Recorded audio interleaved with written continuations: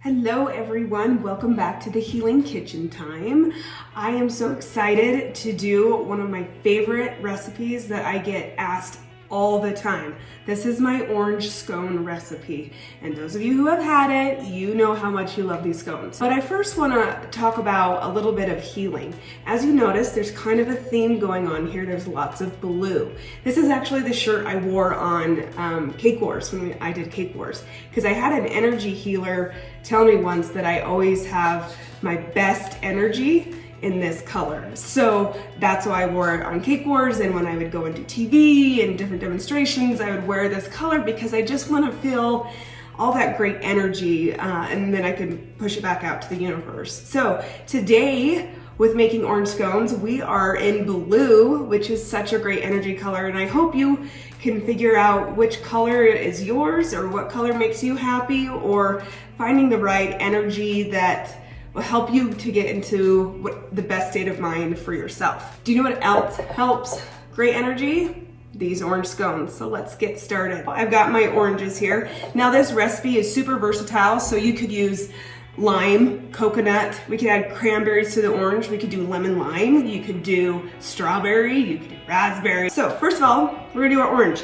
Now anytime you're working with citrus, you want to make sure that you roll the oranges out, right? So put pressure on it and just roll it out. I have to go on my tippy toes to do this. My little 5'2" figure. Okay, so roll that orange out. What we're doing is breaking up all those segments in there so it's much easier to juice. So this is a tip and trick that most people don't tell you in recipes when baking or working with citrus. So I'm gonna first take my half a cup of sugar. This is a neti necessity, and of course it's in blue, but everyone needs to have a zester. This is a microplane, awesome for citrus, Parmesan cheese, my garlic, fresh ginger, all of that. You need this. All right, let's get zesting. Now when zesting, because this thing is so sharp, I only go across the zester like twice, and that's it. So just go over twice.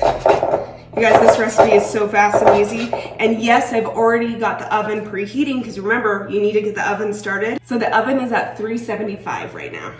But I'm not gonna use the entire orange of zest, because I'm gonna save just a little bit of it for the frosting glaze that we're going to do. So I'm gonna save about that much of the zest for the frosting. All right, so when we are using our gloves here, I'm actually putting on 2 layers of gloves, and I will tell you why in just a minute. But this is a tip and trick when you are baking, especially with doughs. Okay, as you can see, I've got my sugar and my zest together. Now this is the tip and trick. You are going to take it, rub it in together. Now this is with any recipe with citrus, okay? Your lemon bars, cinnamon, orange rolls, whatever it is, but these are our orange scones. So literally like rub it together. And you guys, oh, it smells so good. If you love citrus, you will absolutely love this. Okay, now I'm gonna take off that first layer of gloves. Okay, in the garbage they go. But I'm gonna leave the second pair on. But look at this sugar and zest now. You guys, now it is 10 times more infused with the orange flavor, which means what? You are gonna have more orange flavor in your scones. So make sure you do this in your recipes. Okay, next thing, we're going to add our 3 cups of just all-purpose flour to it. And there we go. One more, uno mas. Perfect. And now we're going to add a leavening agent. So leavening agent is something that makes things rise, right? There's eggs, there's yeast, and then there's baking soda, baking powder. I'm gonna add 2 tablespoons of baking powder. Now baking powder makes things rise. Baking soda makes things dense and chewy, like brownies and cookies and stuff like that. We're doing it old school like grandma would. So this is part of gathering back in the kitchen. Kids can make this recipe. You can make this recipe. Everyone can make this recipe. Okay, so I've just mixed all my dry ingredients together, and now I'm just going to add 2 cups of heavy whipping cream.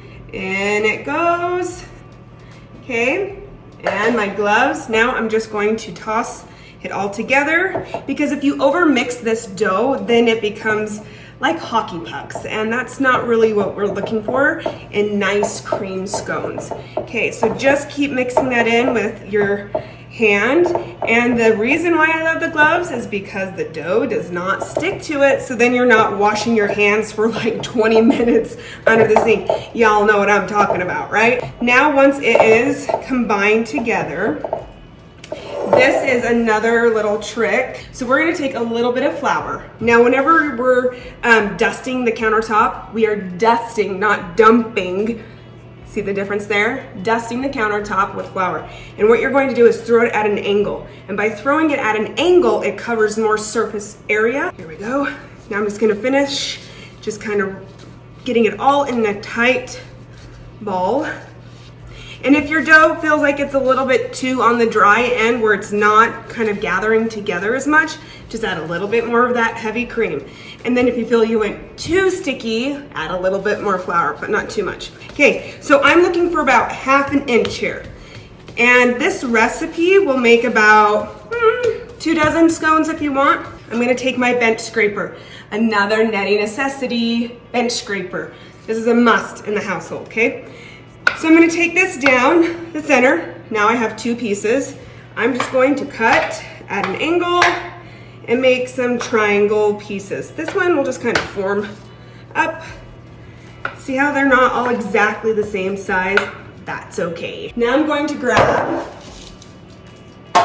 my cookie sheet with what? Parchment paper, because you guys know how much I love that.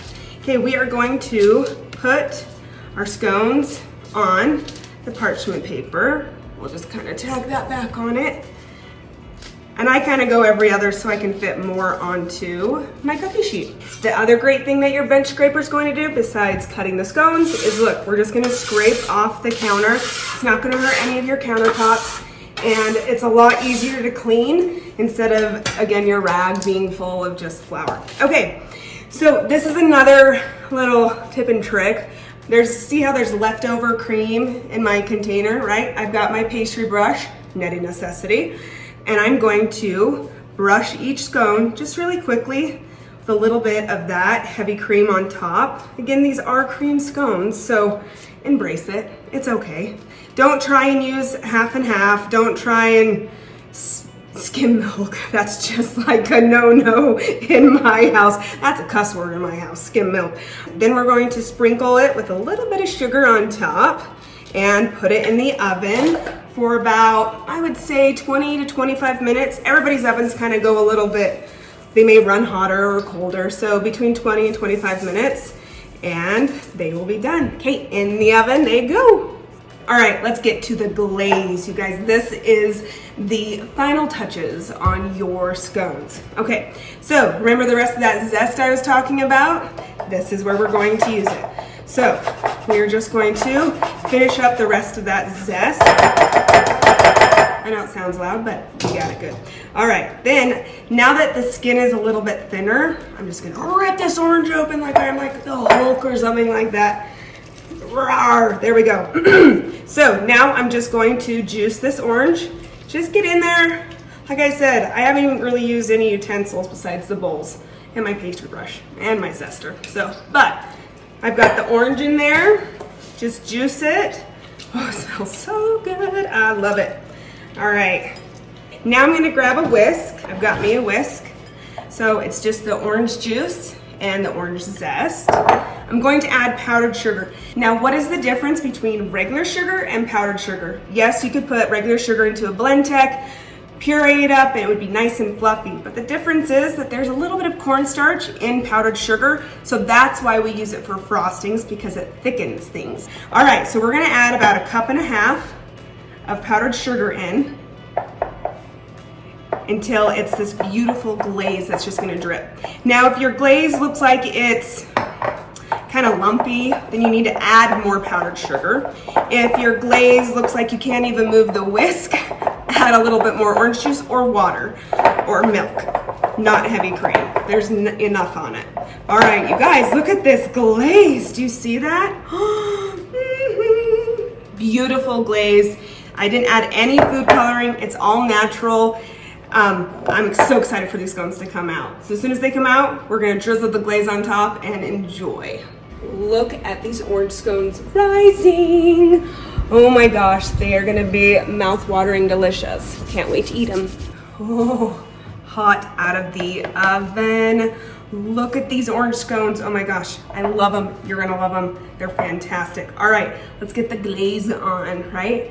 Okay, so you can either use a pastry brush and dab it on, or you can, take a spoon, whatever, and drizzle it on. It really doesn't matter how the glaze gets on there, just make sure the glaze gets on there. Yummy. All right, okay, got my spatula. Okay, look at that. You guys, oh, dripping, so yummy. Okay, now you can put it on your pretty little platter or on your cute plates, or just serve it up for breakfast or for any quick dessert. All right, okay, I gotta stop serving. I gotta try this. You ready to join me with? Okay, look how fluffy. Oh, can you see how fluffy?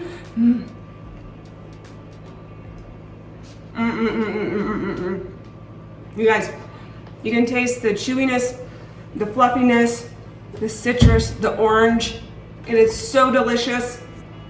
Please make this recipe. Please, please, please. You will regret it. You will regret it if you don't. Next Thursday, we'll be doing this all over again. Till then, aren't you glad you stayed with us? Bye.